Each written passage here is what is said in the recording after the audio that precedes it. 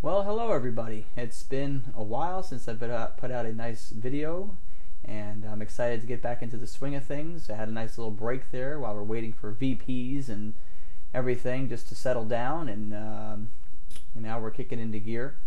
And it looks like, well, besides Biden, we know Biden and Obama, but John McCain is still up in the air, but I think he's supposed to announce on Monday who his VP is. And we're going to have a lot of fun with this. We're going to have a lot of fun. But I want to focus first on this video. In fact, I don't know how many have seen the last video I put out, a tribute to our soldiers. If you haven't seen that yet, please check that out. It's a very touching, moving, short video set to a song called American Soldier by Toby Keith.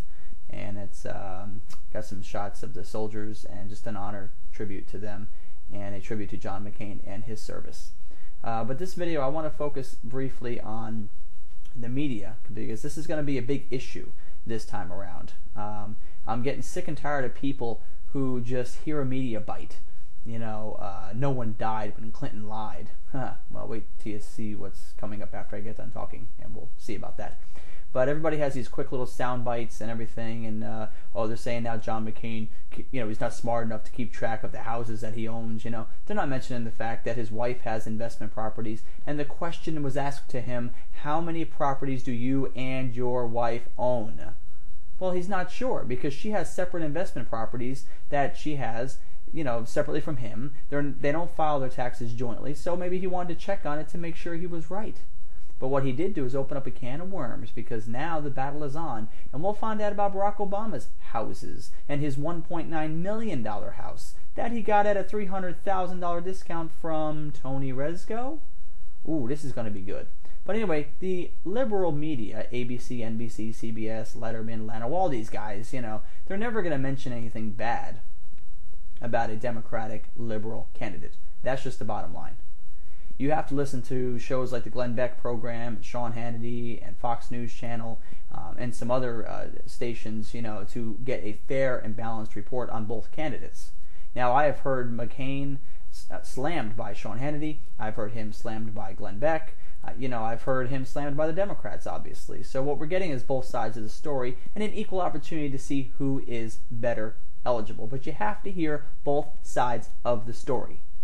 The majority of the lazy people out there will not listen to both sides of the story. They will listen to something that the Democratic media says, the liberal media says about John McCain, and they'll run with it.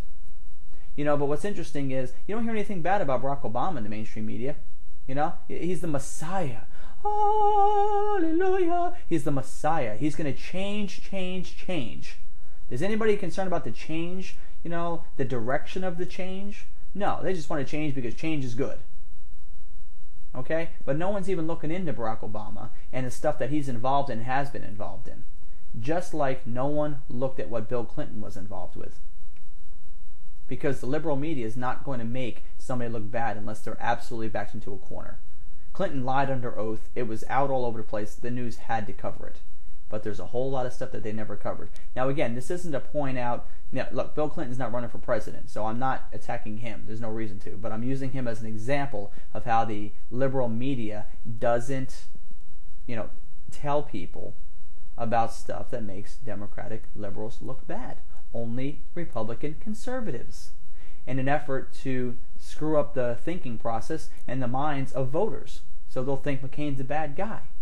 Well, I'm out to prove that he's not a bad guy. Has he made mistakes? Yes. Have I had my issues with McCain before? Yes. Was he my first pick? No. Is he a better pick than Barack Obama? Yes. By a long shot. So, watch the following short video. It'll blow your mind. It's going to detail 25 of 50 deaths that are connected to Bill Clinton during his presidency. Something that the liberal media didn't cover, don't talk about. These things, these facts, these stories are verified to be true.